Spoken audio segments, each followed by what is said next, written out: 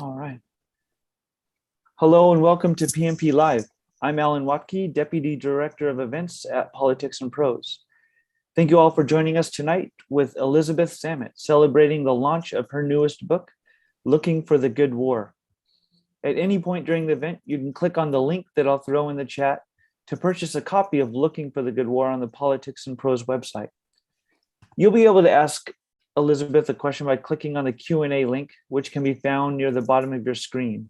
We'll get to the audience questions towards the end of the reading, and we'll try to get to all of your questions, but I do apologize if we run out of time.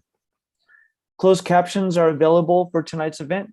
If you click on the CC link that's right next to the Q&A box at the bottom of your screen, you can enable those. Finally, we want to thank you all for being here with us today. We are so thankful to our family of loyal customers keeping PMP afloat.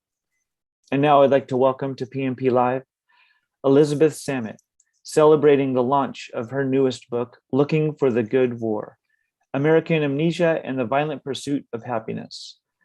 Elizabeth Samet is the author of No Man's Land, Soldier's Heart, which won the LA Times Book Prize for Current Interest and was named one of the 100 most notable books of 2007 by the New York Times, and Willing Obedience. She is the editor of Leadership, Essential Writings of Our Greatest Thinkers, the annotated memoirs of Ulysses S. Grant, and World War II memoirs. The recipient, she has received the National Endowment of the Humanities Public Scholar Grant and the Haidt Prize in the Humanities. She was also awarded the Guggenheim Fellowship to support the research and writing for Looking for the Good War. She is a professor of English at West Point. The opinions expressed here are Samet's own and do not necessarily reflect those of the U.S. Military Academy, the Department of the Army, or the Department of Defense. Samet will be joined tonight in conversation with Samuel Moyn, the Henry R. Luce Professor of Jurisprudence at Yale Law School and a professor of history at Yale University. His books include The Last Utopia, Not Enough, and Humane, How the United States Abandoned Peace and Reinvented War. And so now, without further ado, please join to PMP Live, Elizabeth Samet and Samuel Moyn. Thank you so much, Alan. Yeah, thank you. It's an absolute privilege to get to ask you some questions, Elizabeth, and celebrate and launch your book. I'm just going to begin with a simple one, which is to ask you just to give us just the basic sense of what your book's about and not about why you wrote it. And if you want to read us a little sample of the prose. Okay, thank you. And I want to thank Alan and everyone at Politics and Prose, and thank you, Sam, for graciously agreeing to join me in conversation, and to everyone who's chosen to spend a portion of the evening with us. First, I thought I should say what the book is not. It's not an argument that our participation in World War II was either unnecessary or unjustified. It's not an attempt to diminish in any way the cruelty and crimes of the regimes the Allies ultimately defeated. And it's not a history of World War II. It is, instead, an investigation of the ways in which our participation in that war has been turned into the stuff of myth, as well as the stakes of that transformation. More specifically, it explores the process by which the consequences of Allied victory and the liberation of Europe from Nazi tyranny as the most prominent among those consequences has come to seem the animating causes behind our initial participation. It also explores the way in which our celebration of ourselves as righteous liberators has come, I think, to obscure a more complicated truth, which is that many Americans were wedded to isolationism, largely ignored the rise of fascism in the 30s, and of course, as we know, some prominent figures, Charles Lindbergh among them, even celebrated the rise of fascism, that we joined the struggle only after we were directly attacked, and that we continued, and I think this is important, to display a callousness toward the fate of European Jewry even after the war in our administration of the displaced persons camps. It also explores the way in which this really, I think, extraordinary and exceptional instance of American military might leading to the liberation of so many, gave rise to a faith I think that's been sorely tested over the last 20 years, that whenever we employ violence around the world, it will magically yield a similar result. And that if it doesn't, it is somehow not our fault, but the fault of those we were attempting to liberate. I should also say that my interest in all of this is personal as well as professional, that I first knew World War II as my father's war. He was older than many of the parents of my peers, and he served as an air traffic controller with the Army Air Forces in the Pacific Theater. And it was really his war, not Vietnam, on which I grew up, and through the lens of which I first fashioned my own ideas about war. And so I think in a really important way, this book began really in the very myths of which I've now grown so suspicious, in the movies in particular that I used to watch often in his company. I was alert, I think, even then to the fact that World War II was being represented as something different, something special, but it really wasn't until I began working in military culture that I realized the degree to which its myths had shaped my own attitudes toward war in general, or that I recognized the dangers of remembering any war, no matter how justified, no matter how necessary, as a sentimental romance. I came to understand that mythologizing war in this way has real human stakes. And for me, that's the stakes are the lives of my colleagues and students and everyone else who's been sent to fight in the wars that have followed World War II. I think myths are really seductive, and no myth, arguably in American history, more seductive than the myths that surround World War II. Like all seductions, they demand a surrender of our reason. And it's Abraham Lincoln, reflecting, I think, on his own greatest generation, the much mythologized generation of his era. He called them the Iron Men of the Revolution, who recognized that the American experiment was too important to trust to passion alone. Lincoln respected the past without being paralyzed by it. He understood the ways in which the need for progress, I think, must temper veneration. And he recognized that only hard and often painful truths could conquer the distortions of myth. So now we're coming up on the 80th anniversary of the attack on Pearl Harbor. And we've only recently emerged from the 150th anniversary of the Civil War, that great domestic cataclysm in our national history. And I think it's fair to say that the headlines continue to reveal to us the very real damage that's been done by shrouding that earlier war in nostalgia and sentimental romance. The harm done by the myths of World War II has been different, but I think equally serious. And part of my motivation for writing the book is my belief that we still have a chance to see it anew in all its complexity and ambiguity. And my hope is that by doing so, we might better understand the limits of what military force can do and exert a more rational restraint in its future application. And so I thought I would read just briefly so that people can get a sense of the book before Sam asks me some more questions. And these passages that I've selected come from the beginning of the book. During World War II, American automobile owners were required to affix gas rationing stickers to their windshields. Drivers were classified by occupation, A, B, C, etc. Each authorized a certain number of gallons per week. The backs of many of these stickers posed a pointed question to the man or woman at the wheel. Is this trip really necessary? It asked. Designed to train civilian attention on an unseen war being fought far away, the sticker became at once a badge of sacrifice and a practical necessity. It would soon become a valuable black market commodity. In May 1942, to save fuel and tires, a number of states also introduced a 35-mile-per-hour speed limit. It was called victory speed. As the literary critic and combat veteran Paul Fussell proposed in his angry, provocative 1989 book, Wartime, the resulting inconvenience served to remind Americans that there was a war on, that the public should need reminding, that there was in fact a robust black market, chiefly in beef and gasoline, operated, as John Steinbeck noted in a 1943 newspaper article, not by little crooks, but the best people, that the government felt the need to launch an unprecedented propaganda campaign to motivate civilians and soldiers alike. All these facts suggest the degree to which the goodness, idealism, and unanimity we today reflexively associate with World War II were not as readily apparent to Americans at the time. John H. Abbott was a conscientious objector assigned by the authorities to a series of stateside public works details until he refused even this duty. Convicted in 1943 for failing to remain in a public service camp, he served 2 years in a federal prison. Years after the war, in an interview with Studs Terkel, Abbott recalled a prank he and some of his fellow COs used to play. These gasoline stickers for rationing that you had on your windshield had a little note on it. Is this trip really necessary? We'd scratch out trip and write war.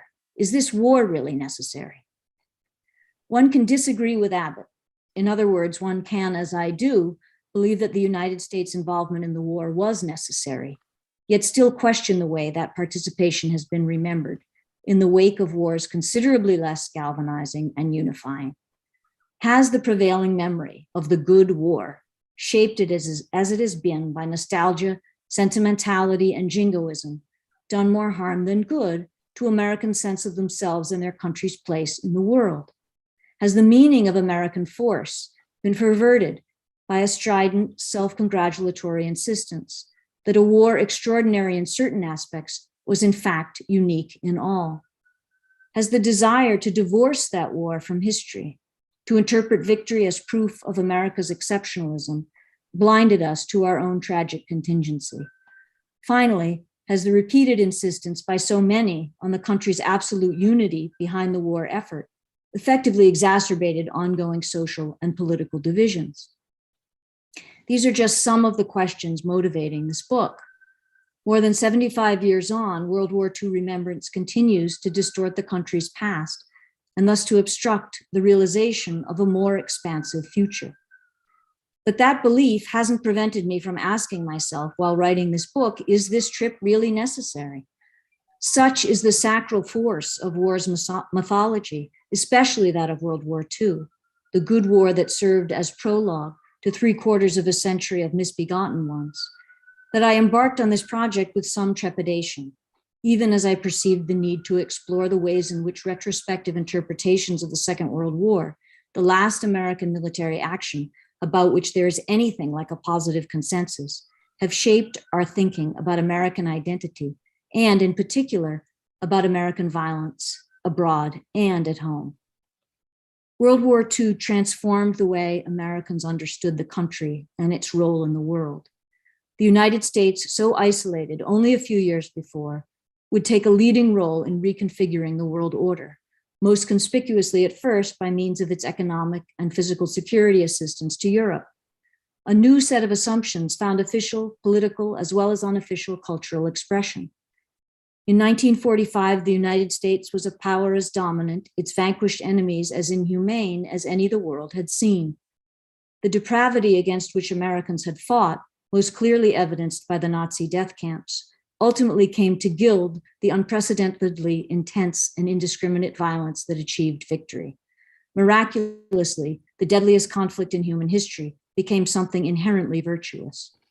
To interpret the war in this way required a selective memory. If the character of Hitler and his paladins gave to the Allied side a moral justification unusual in warfare, argues the philosopher and veteran J. Glenn Gray, the Western nations have no reason to forget their share of responsibility for Hitler's coming to power or their dubious common cause with the Russian dictator. But forgetting was the order of the post-war day. And every American exercise of military force since World War II, at least in the eyes of its architects, has inherited that war's moral justification and been understood as its offspring, motivated by its memory, prosecuted in its shadow, inevitably measured against it. As the latest expeditions in Iraq and Afghanistan reveal, the United States continues to struggle beneath the burden of its last good war. So, Elizabeth, you've already begun receiving laudatory reviews in the New Yorker just this morning, in the New York Times. You don't need one from me, but before I ask any questions, I do want to give listeners a sense of just how wonderful a book this is. They've heard your prose, and it's just amazingly well wrought. There are some aphorisms in there that I will, keep with me. I think I singled out, among others, it's impossible to fight one war at a time, which is, I think, central to the way you've conceived the book. I genuinely appreciated how subtle a way you kind of introduce perspectives from across time, from the ancient world to the modern, to think about our national history in recent decades, and how you also show Americans, in a sense, before us doing the same, bringing a host of interpretive lenses on their experience as they reflect on it. Just among others, there's an amazing passage on the men who will become translators of Virgil, picking up the Aeneid during their World War II service and using it to reflect on the ambiguities, and through them how to interpret the Aeneid itself. And through it all, this is a kind of cultural history, but it's also a moral study, which really reaches the reader, and forces him or her to reflect on kind of the deepest ethical issues in the politics of memory. So you didn't mention this, but you have a particular strategy in the book, and it begins with a chapter about, let's say, the near present, about Tom Brokaw and Stephen Ambrose and Steven Spielberg and others. And then you go back, as you mentioned, even before World War II. And then, in a series of, I think, brilliantly conceived chapters surveying a lot of cultural artifacts and voices, and then getting us back to where we started. So I want to ask a first question, because in the first chapter, you cover the mythology of the greatest generation, let's call it. And it's true, there's a lot of that. And, I experienced recently, before the pandemic, going to New Orleans to a World War II museum, in a sense, designed and inspired by Stephen Ambrose. And it was suffused by the mythological treatments you're talking about. I wanted to ask you about the specificity of the Pacific War. We normally say, if the goodness of World War II is challenged, we refer to the death camps and to Adolf Hitler. But you dedicate this book to your father, who served in the Pacific. And then if we, look, it's true that, Steven Spielberg helped make Band of Brothers and Saving Private Ryan, but there's also the Pacific, which is based on, at least in I think the most moving parts for me, on Eugene Sledge's memoir, which you've done a huge service for us in collecting with other Pacific War memoirs for Library of America. So I guess I want to ask, is there already kind of more moral ambiguity in the actuality of the Pacific War that makes it kind of harder to mythologize, not just at the time, but later? Do we have to, in a way, disaggregate World War II a bit before we kind of settle on, this issue of, the good war that gets mythologized as perfect later? I think that's right. I think to in order to tell the story of kind of a righteous liberation narrative, we do have to diminish the importance of the Pacific War, which was unbelievably brutal and scarring, as Sledge's memoir reveals with The Old Breed. It was animated, I think, on both sides by racial animosity, which only exacerbated the brutality.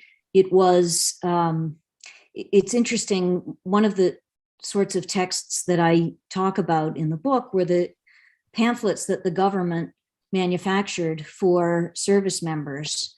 And many of those designed for Europe sort of have to remind American servicemen that the Germans are the enemy and that the French and the English are allies. There's sort of a need to differentiate, which suggests that there really wasn't as clear a sense of what the average GI was about, as we now imagine and project back onto that earlier time. With the Pacific, of course, there was no such problem in creating that animosity. It was a war clearly born in vengeance, not by any desire to liberate the tyrannized peoples of Asia, although later that would be claimed as well, after the fact. And so it's much harder to assimilate that particular narrative, and it does get pushed to the side. And I think the Pacific, that you mentioned the miniseries, the Pacific, I think it does suggest the brutality to a greater degree than the war, the depiction of the war in Europe with Band of Brothers and other similar series.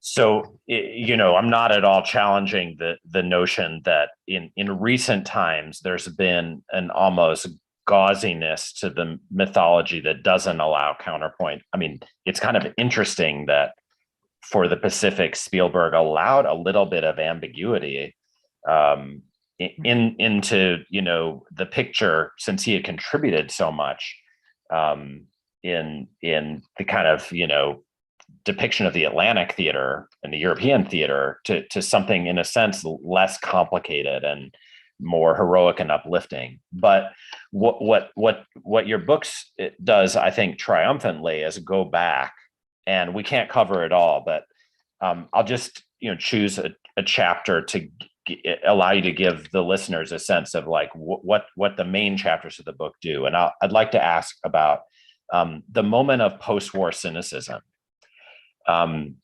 in particular film noir. There you offer a kind of another aphorism: happy endings are much harder to come by.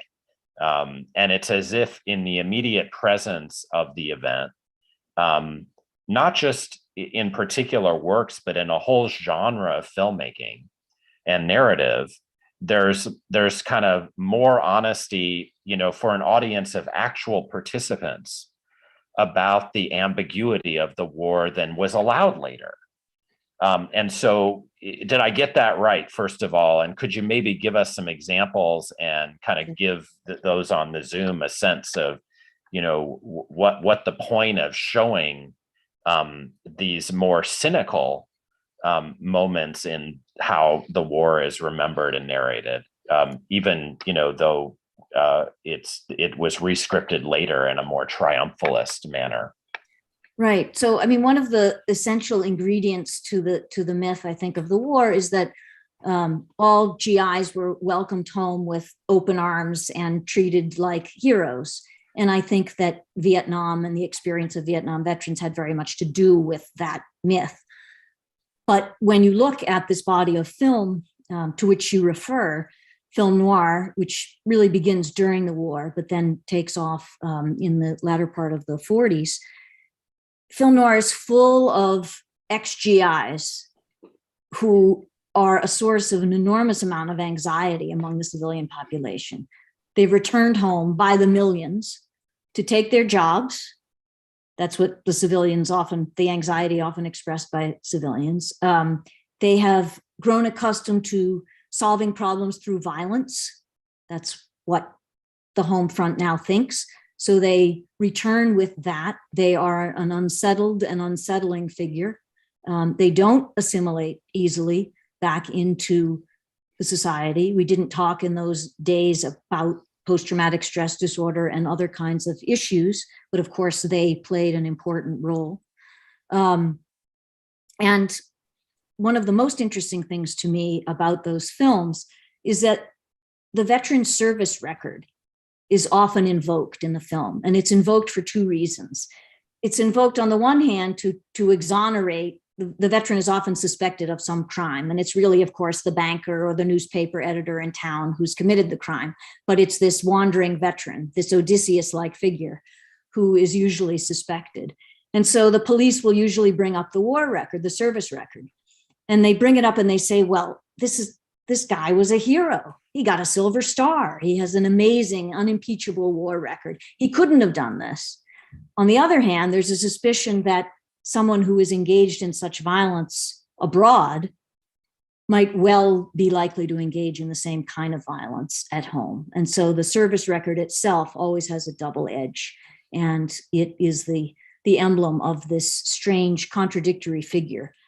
Sometimes these veterans have amnesia, and that complicates it, and they become a kind of allegory for memory and forgetting and the ways in which people want to talk about the war. And in those films, people don't want to talk about the war. They want to move on. And they think that these veterans should want to move on as well. So they're not dwelling the way we like to dwell now in this kind of golden, triumphant moment. It's anything but in the world of those films.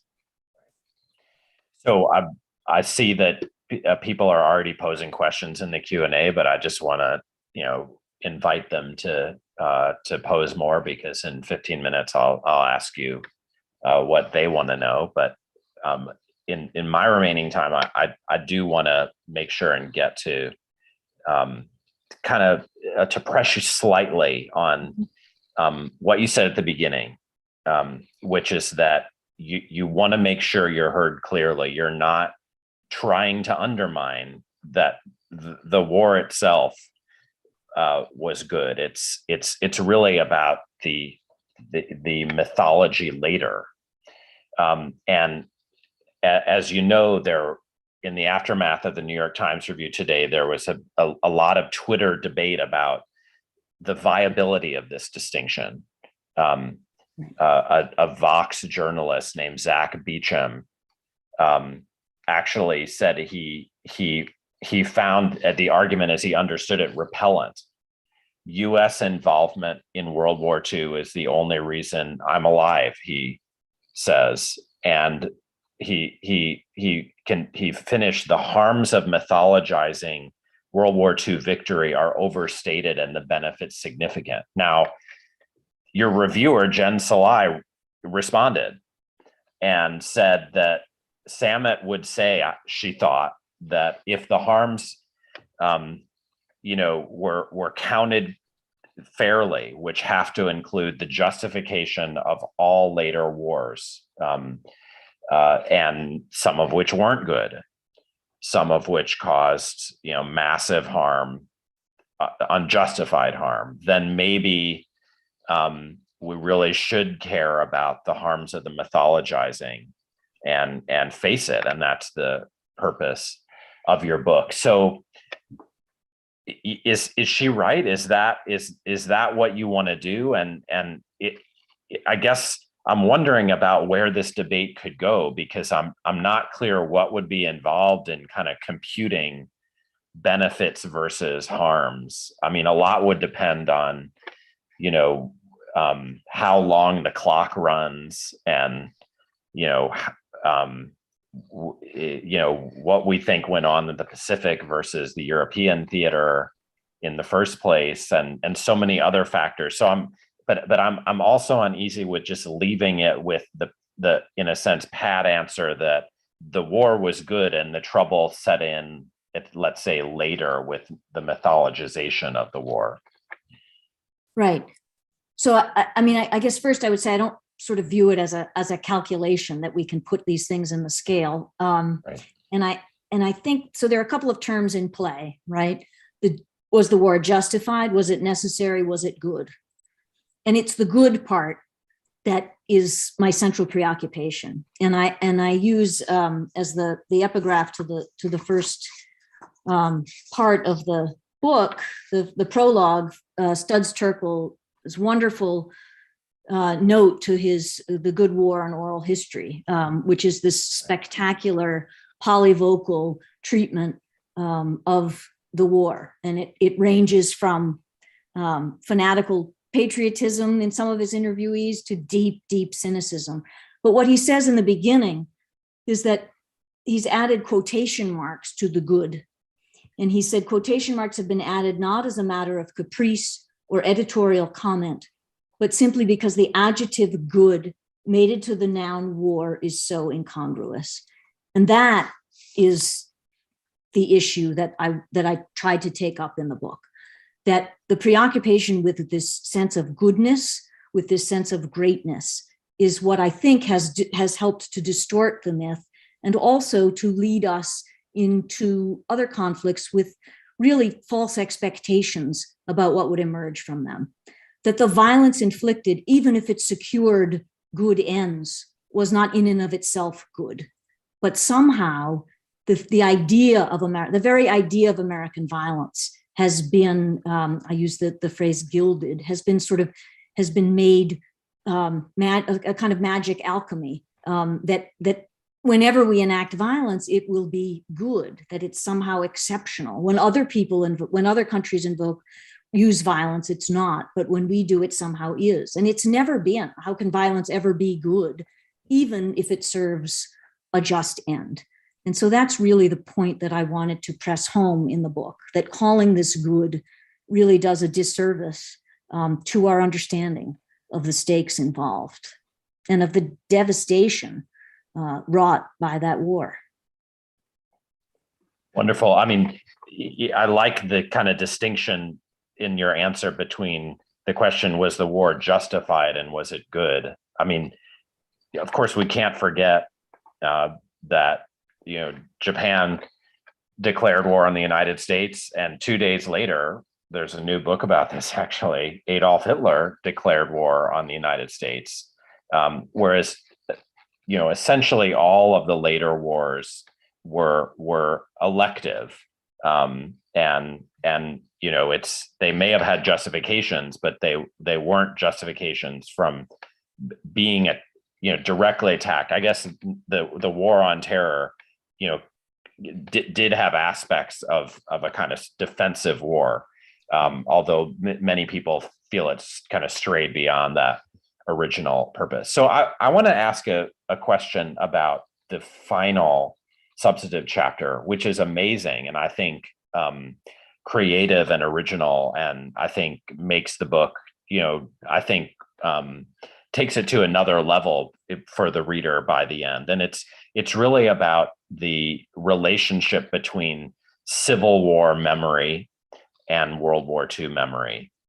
So in that chapter, you remark that we all understand when it comes to the way memory of the Civil War has been revised over time, that the impulse to deny domestic tragedy in the relentless pursuit of comedy, these are your words, and the happy endings it provides can be bittersweet. I mean, the lost cause mythology and the idea, or more important, the idea that the Civil War had been a kind of mistake, ended up, involving grievous harm for a lot of people for a long time. And we understand that there's a politics of memory when it comes to the Civil War.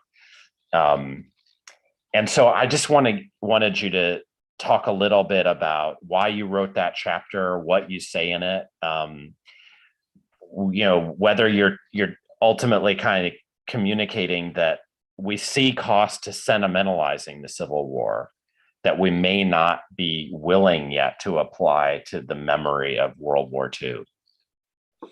Yeah, I think the Civil War is sort of safely distanced so that we regard it as something far in our past. And as a result, I think now we are beginning to see, I don't think we're finished completely, but we are certainly beginning to see the damage that has done in terms of distorting why the war was fought and what followed.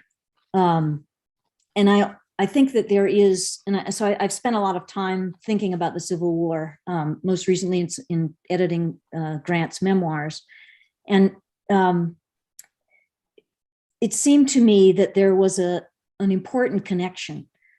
And when I began to read deeply in World War II memoirs, I saw that I wasn't the only one who saw the connection, that in fact, it textures many of these documents. It textures E.B. Sledge's document when he talks about after the American victory at Shuri Castle, some of the American troops from the South raised the Confederate flag to the consternation, he says, of the Yankees and of other soldiers from the western part of the United States. But it's only at the command of General Buckner that flag at Shuri Castle is, after a terrible ordeal, a terrible fight, a brutal battle, is then pulled down and the American flag put up. But the very idea that soldiers in World War II were carrying in their packs a Confederate flag that they would raise tells me that there's something going on there. And I began to see it in lots of different places. And so I think that using the Civil War as a way to look at World War II afresh seemed to me, one way anyway, to show what might happen if we don't think again and think afresh at this more recent war, which, even though it is still far in the past, somehow still feels part of our, there are people obviously still alive who fought it. And so it still feels part of us in a way that the Civil War does not. Okay, so I'm going to ask one last question and then turn to what the audience has written down. I guess it's sort of a question about the aftermath of Vietnam, because you end up there after a really interesting part of a chapter about the Korean War. And I guess one way to frame the question is, why didn't the era of Vietnam and recriminations over it, in a sense, kill the mythologizing temptation for good? And I want to introduce one possibility just to see what you think about it, because it's something that I think, in a sense, you don't cover that much, and it has to do with Holocaust memory. Mm-hmm. We know that Holocaust memory kind of arose over time. It wasn't, as omnipresent and ubiquitous in 1944, 5, 6 as it was in the 1980s and 90s. And we've already noted that the first reflex of those who mythologize World War II is to point to Hitler's blackest deed, namely the killing of Jews and others, as what we call the Holocaust, since sometime in the 60s.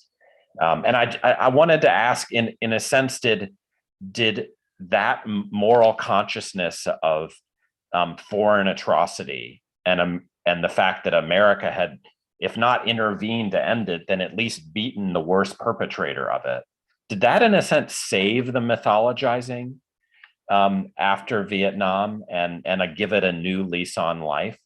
Or are there other factors that explain how the mythologizing, in the Ambrose, Brokaw, Spielberg tradition could be so kind of vivid in our time? I think that certainly the prominence of Holocaust memory in the 80s and 90s contributed to it, and gave a clear justification. And I also think that it was the very complexity of Vietnam and the feeling that things had gone awry that actually served to intensify World War II memory, in the sense that this was a way to go back to a golden age where things were comparatively clear, where we could point to evil, where we could point to good, and where we could say we were victorious.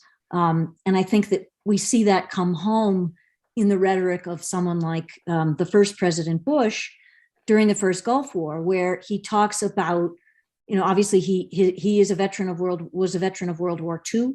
That status, I think, helped to legitimize that war. And he commented that they had finally, with that victory in the first Gulf War, had finally put the Vietnam syndrome to rest. And I think Reagan, there he brought to fruition the work that Reagan had done before him in presenting a new face to the world. And I think that the idea that we would put to rest the Vietnam syndrome, and the idea that we lost this war for various reasons, allowed us to return, sort of set the stage for this great revival of World War II mythology. Okay, so I'm gonna turn to the Q&A. We have some questions. I'm gonna begin by consolidating to one from Donna Alberto and one from Vic Turner. And I take them as asking you to return to, your earlier, a brilliant study about teaching at West Point, and in a sense update it, given that you're thinking new things and teaching new things, including the material in this book, presumably. So Vic asks how the students respond to these ideas, and Donna asks whether you get any pushback from U.S. military academy faculty or administration to your debunking of the mythologizing, that in a sense provides something useful for the military. And so I'm curious to hear your thoughts about that. Well, I think military culture right now is thinking very much about mythology, particularly Civil War mythology, in fact. And the commission that has been the task force that has been studying Confederate naming practices. And so the Army is reckoning with those myths right now, and will at some point have to reckon with the myths that will grow up around these engagements that have recently ended. I've taught courses on the Civil War, on World War II, and I find that my students are interested in myths, but also in history and the history behind them, the history that complicates. I think sometimes people are under a misapprehension about who goes to West Point and why. These are very thoughtful young men and women who deserve, I think, to know the full story of various wars, and to think deeply about the commitments they have made. And I think if they don't reckon with the complexity of those commitments while they're still cadets, there will be a reckoning later on in their service. And I've seen that happen as well. And myth and tradition are hugely important to military culture, and I understand why that's the case. But the stakes are too high to ignore the ambiguities. Well said. Okay, I'll turn to Adam Keller now, who is in a sense asking about the relation between this book and your more recent book. So he asks whether there's a connection with No Man's Land. They're about different wars, but both works he suggests arise from a realization that the stories we tell ourselves about war are insufficient at best, dangerous at worst. So is it, how do these books fit together in your trajectory? So I guess to say that, I sort of have to go back earlier to Soldier's Heart, which was really, for me, very much, when I first came to West Point, we were at peace, and then only a few years later, we were at war, and it seemed very clear that that peacetime was one thing and wartime was another. And it was really that arc that I traced. And then as the wars in Iraq and Afghanistan went on and became less and less clear in so many ways, this idea of no man's land and this idea that I had to revise my own thinking, that it is not such a simple transformation. And it seemed to me that we were in that space that we associate with World War I between the trenches of the Western Front, a kind of no man's land, full of hazards, full of confusion, and a place in which those dangers were often obscured and hidden. And I felt very much, for myself, teaching people who were going off to fight in these wars, which at that point seemed that they would never end, was very confusing and disorienting. And as a result, I think that there was certainly a connection, as Adam proposes, between my thinking about the indeterminacy of war, something that I had once thought was sort of very clear. And I began then to look at other wars in our history and to see, in fact, the same kinds of indeterminacy, and yet the same desire that we all have to turn them into a narrative. After so much suffering, after so much sacrifice, who wouldn't want to put a happy, redemptive ending? But to do that is to force something that isn't true often. Just to stick with Adam Keller for one more second, because I'm curious about your answer to his second question, which is he intuits that this book is written from a place of more urgency. And, we are 20 years after the initiation of the war on terror. Maybe there are other reasons for urgency. Donald Trump comes up a lot in your book, actually. Mm-hmm. Is this book different in the level of kind of, I don't know, moral concern that you bring, or alarm about this mythologization that you beautifully reconstruct? I think it certainly is, because I think that so many of our assumptions about what we might have accomplished in Iraq and Afghanistan were drawn directly from World War II and from our assumptions about that I have seen personally so many people suffer physically and psychologically from their experience in those wars, where they came home feeling that they didn't know why they were there necessarily or what they had accomplished. And yes, so it comes from a sense of personal urgency and that I care about those people very much, but it also comes from a sense of an intellectual urgency that I think we need to be deeply thoughtful and circumspect about exercising military force. And I think that in a world where a very small percentage of our population actually executes that force, we have become all too uninterested, really, in where we fight and how and why.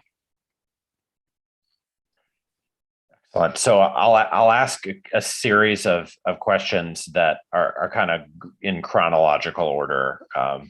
Forgive me, I'm a historian. So I'm going to ask one from, I think it's Romy Romwe-Raber, who's, I think, interested in the way in which American memory has also Americanized the war. And that's not exactly something you get into exactly, but it's interesting. I mean, the question is about the Eastern Front, and we talked about the Pacific, and the Eastern Front is not a place where Americans were, although that's where the death camps were.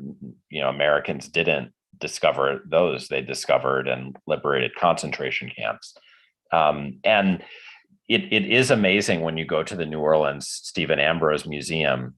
It's like the Soviets weren't in the war. I mean, it's like the Eastern Front is almost not part of that memory. So is kind of what it's another version of the question, like what parts of the war are remembered and whose war?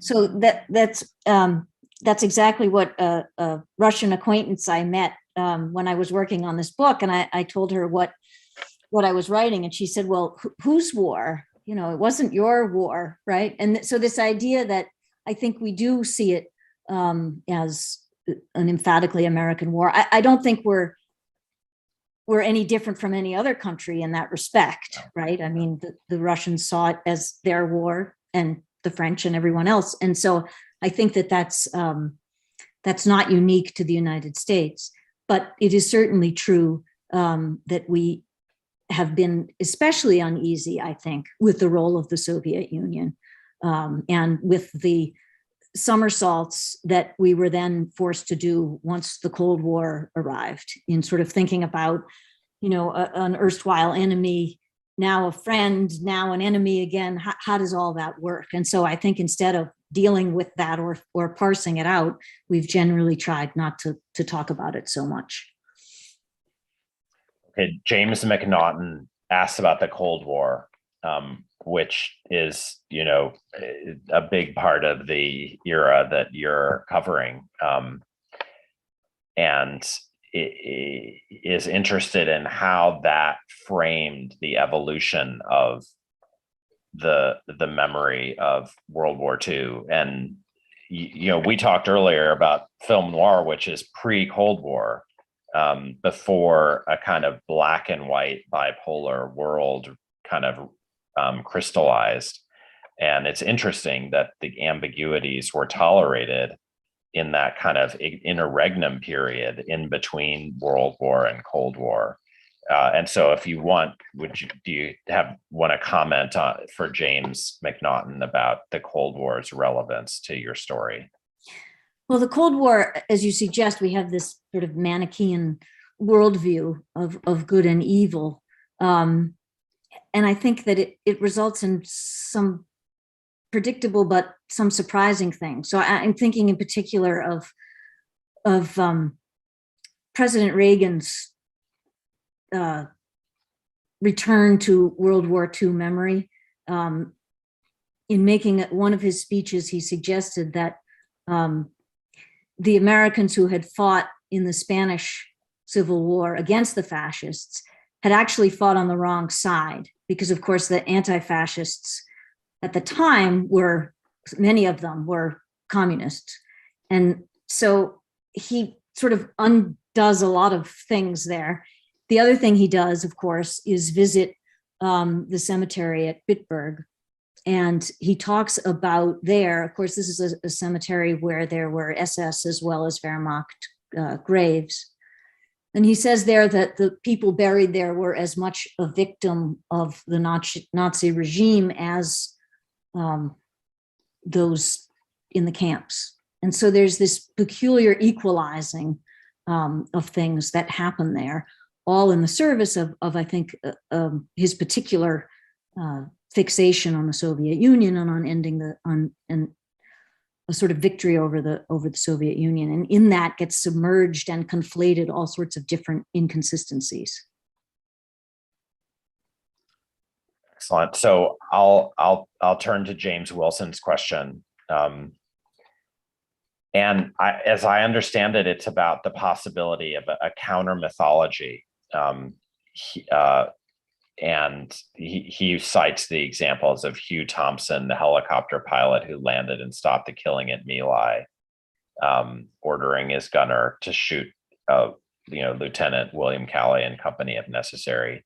I'd broaden the question. I mean, it's a great question, but in the early pages of the book, you say, those who have raised doubts about the extremity of the mythology, some were, cranks and crackpots. I think that's your phrase. And yet not all were. And that's kind of those are the people you want to survey. So is there a counter tradition or is